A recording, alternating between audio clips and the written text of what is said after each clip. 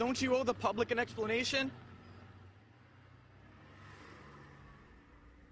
Dodging our questions, but not for long. The city manager of Clewiston, accused of pretending to be a police officer, even threatening to make arrests with absolutely no authority to do so, but no charges were ever filed. In this special report, Four in Your Corner investigator Matt Cran tracking down and confronting the man who's at the center of this storm. Matt? Well, Patrick, in an extensive FDLE report, the city manager was accused of going on a power trip using a city-issued badge just like this one to identify himself not as a city manager, but as a cop.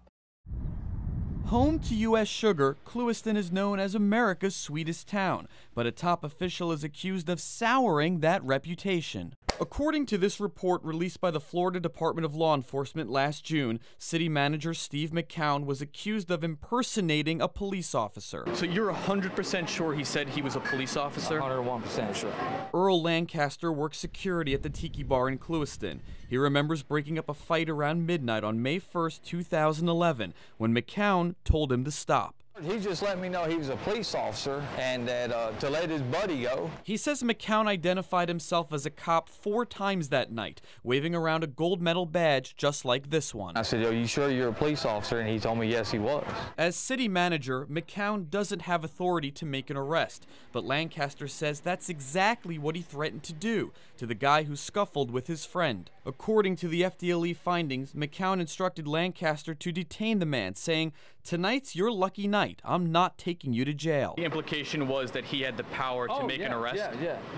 He was making that clear to everybody. According to the report, that same night, McCown also approached the father and son arguing in the parking lot, telling them, "I suggest you settle down. Do you know who I am?" And then, according to FDLE, told one of the men if he didn't settle down, he was going to arrest him.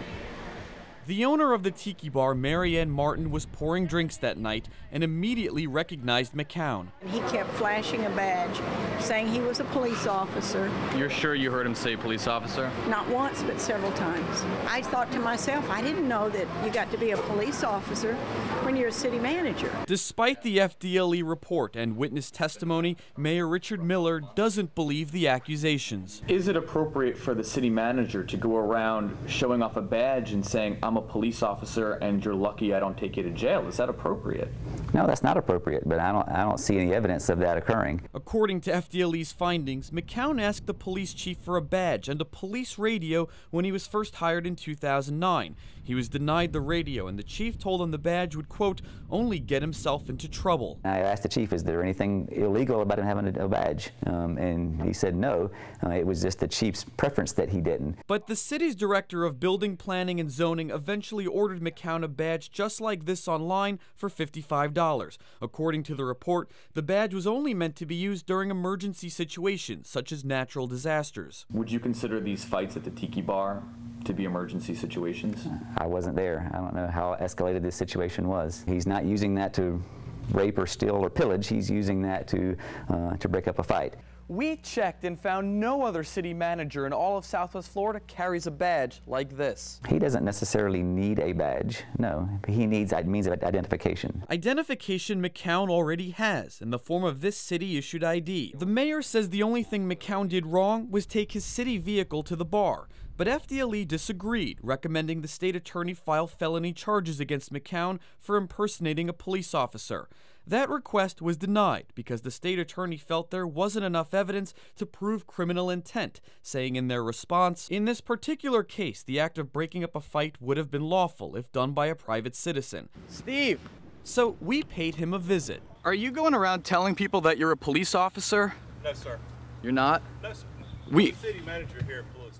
We've talked to witnesses at the Tiki Bar who say you're identifying yourself as a police officer and saying you're going to arrest people. Is that true? No, sir, it's not that matter. I was at the Tiki Bar one night after Sugar Festival last year. It's already been investigated, and there's been no charges were filed.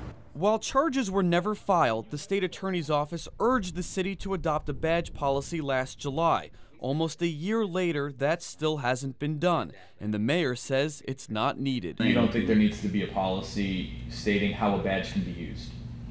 Personally, at this point, I don't. But some think a policy is needed and question whether McCown was let off the hook because he was the city manager. If you went around telling people you were a police officer, what do you think would happen? I'd go to jail, I'm sure. McCown is still city manager. FDLE and the Clewiston police chief declined to talk to us for this story. The state attorney's office didn't rule out examining the case again if more witnesses come forward with additional information that could prove criminal intent on McCown's part. You can read the entire FDLE report on our website at fox4now.com.